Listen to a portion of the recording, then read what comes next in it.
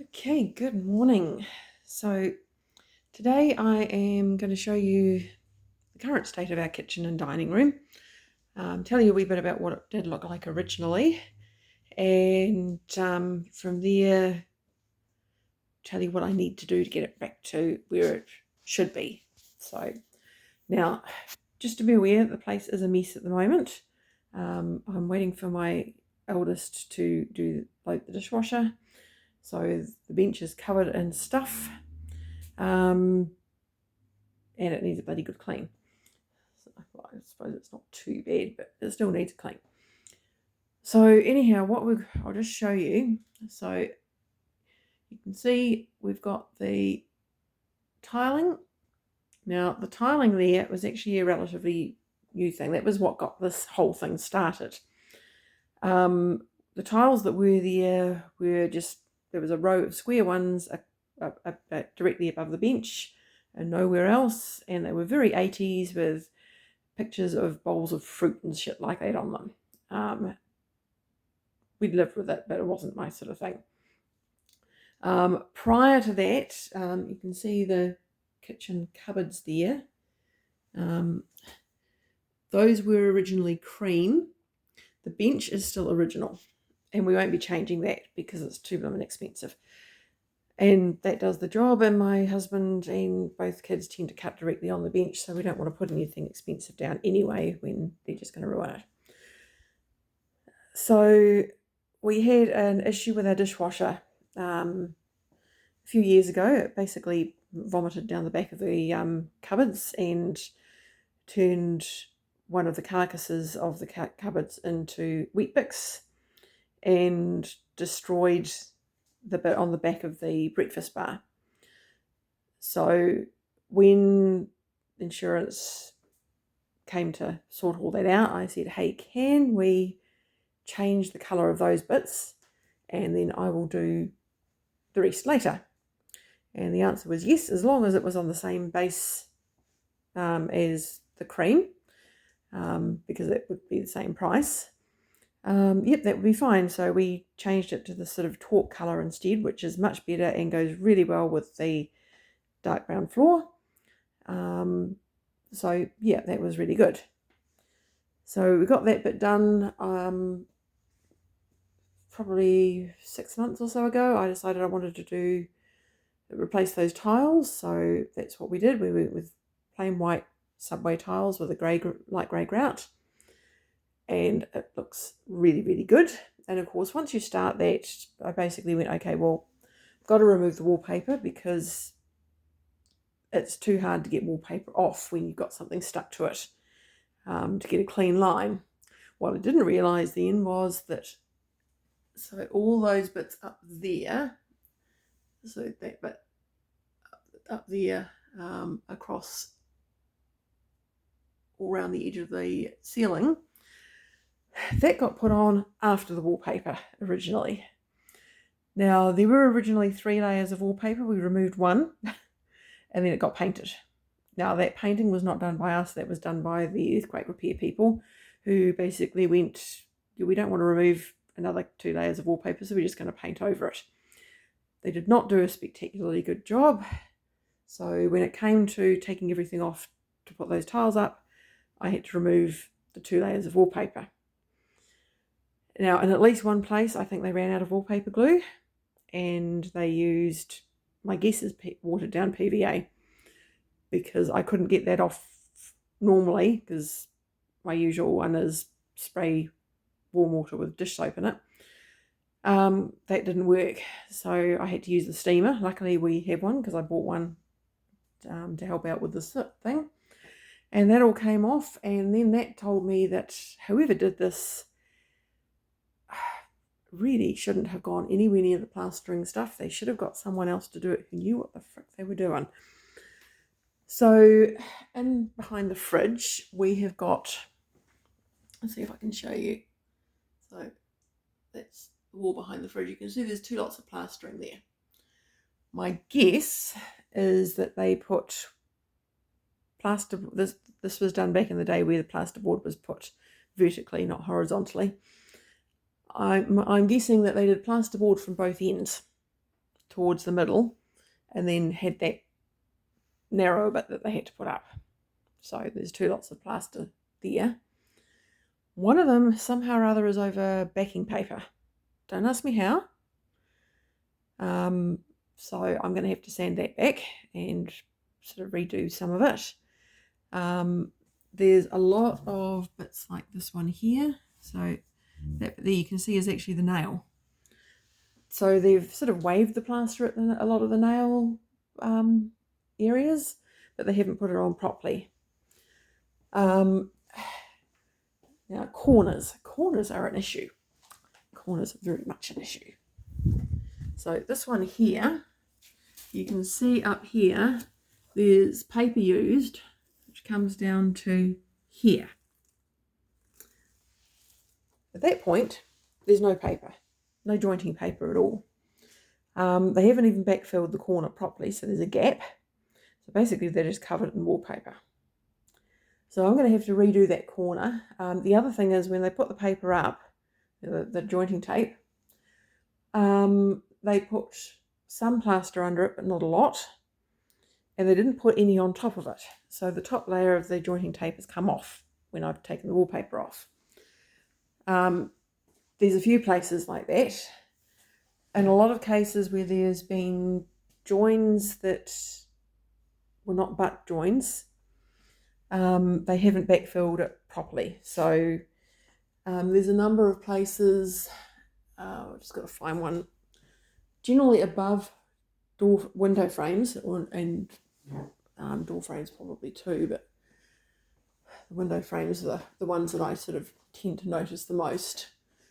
So that one, there's one there that's got tape on it, but this one up here, I don't know if you can see, hopefully you can, that, as far as I can tell, there's no tape there, or if there is, they didn't fill the joint first. So when there's been movement, and of course we had the earthquakes back in 2010 and 2011, that all cracked. So I'm going to have to clean out all those joints and then basically fill them properly and then do them again. Now this one down here is an interesting one. So this one is basically 2 bits butted together.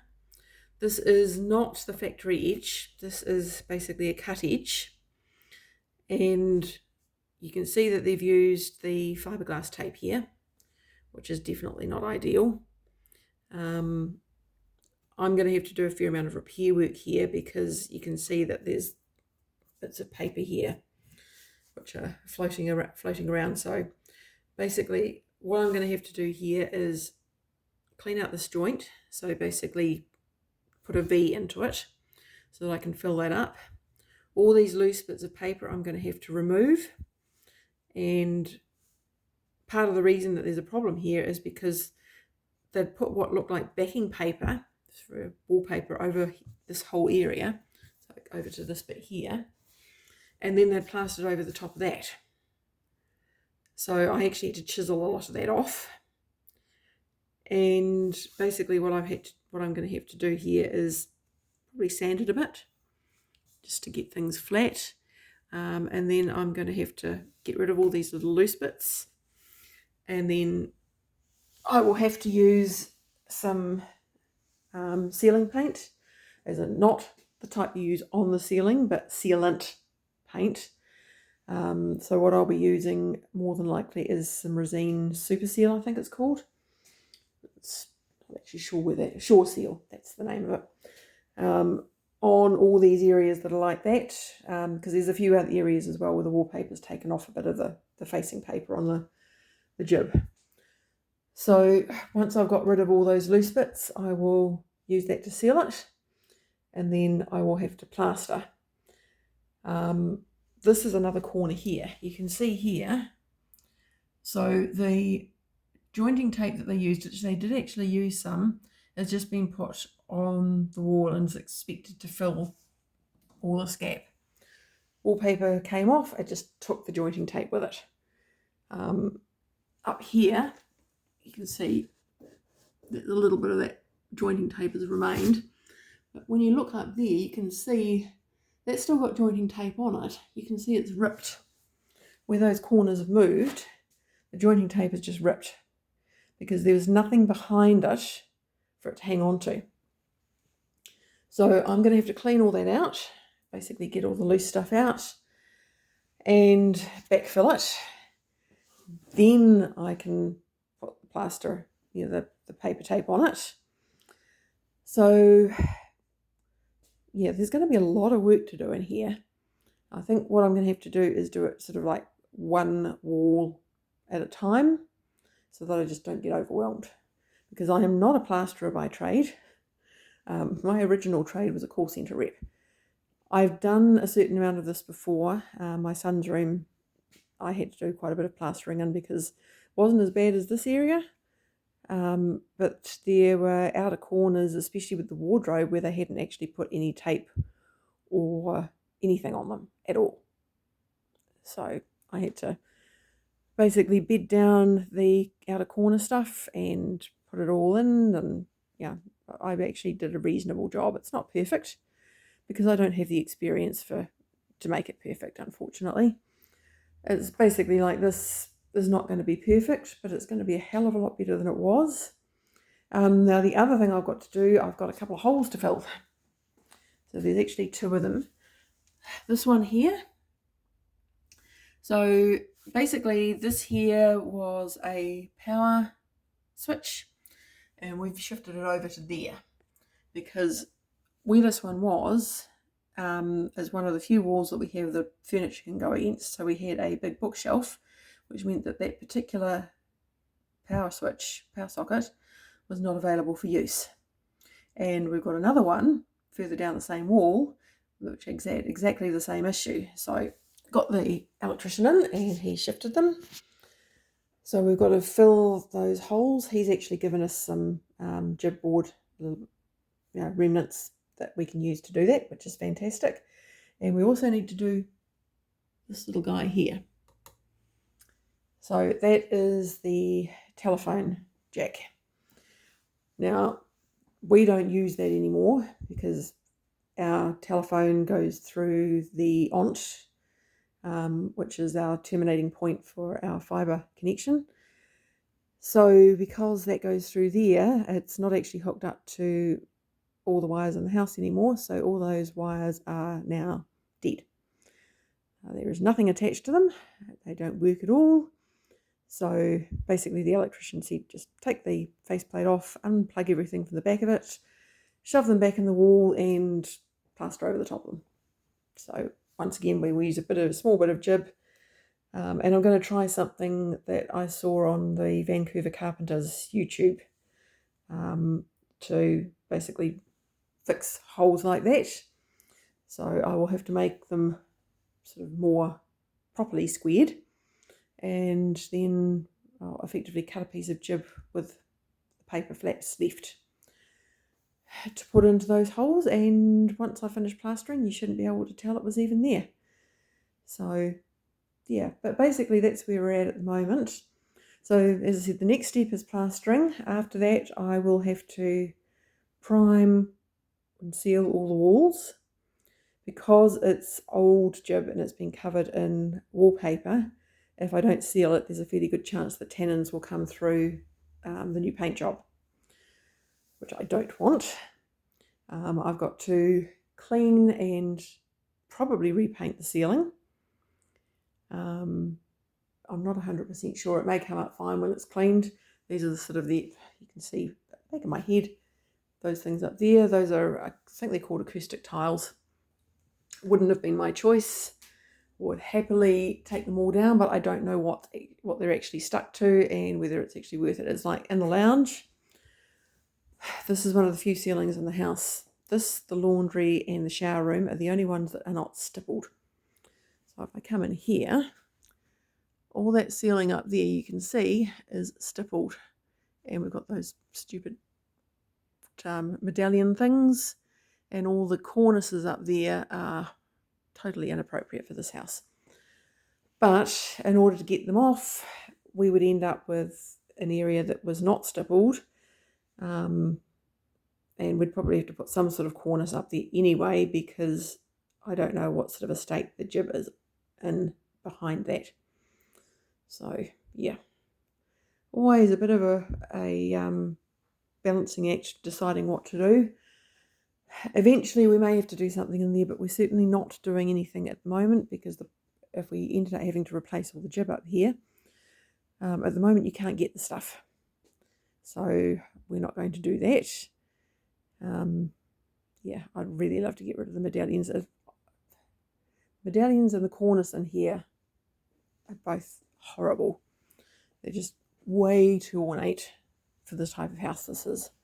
Because basically this is a very standard 3-bedroom home.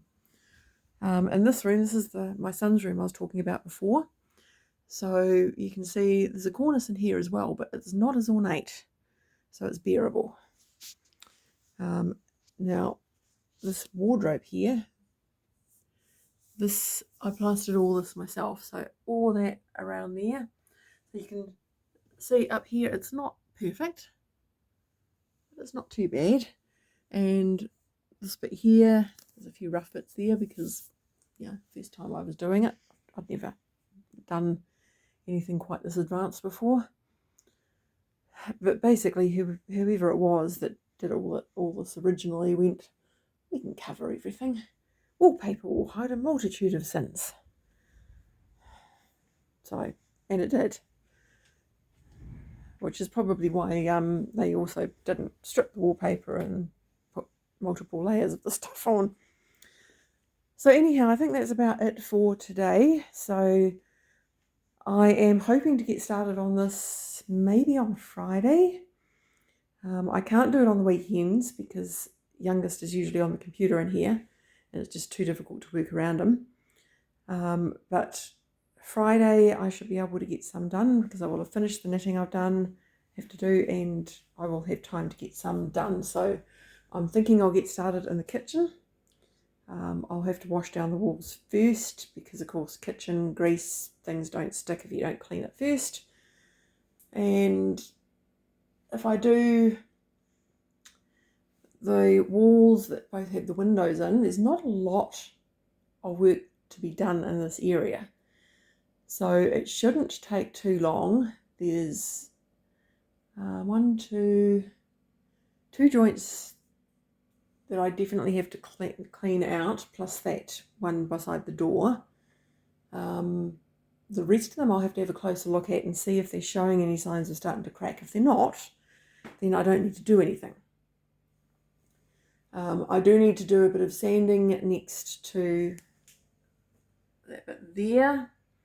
So that was what happens when basically one of those things that go over the stove is removed and it leaves a hole in the wall. So once again, not a perfect job, but I've been watching a lot of YouTube videos since I did that, so I think I've learned a fair bit. It's whether I can put it into practice. And I think I probably will be able to. The other thing, of course, is there's still the odd bit of wallpaper backing left. So here, this sort of thing, that's why I'm probably going to need to do a quick sand, probably with a sanding block just over the whole thing, which will hopefully remove all those and give the paint something to stick to. So that is it for me today. I will see you guys hopefully after I get some plastering done. Much as I would love to set up to actually show you guys what I'm doing, not quite sure how well that would work with the phone. So yeah, we'll see how things go. I might try. At the very least, it'll probably give you a laugh, and that's not a bad thing. Laughter is good for the soul. So anyhow, that is it. I will see you guys later. Thank you for watching, and thumbs up and subscribe would be brilliant. Not that it's going to make a lot of difference because I'm not monetized or anywhere close to it. So have a great day and we will see you later. Bye.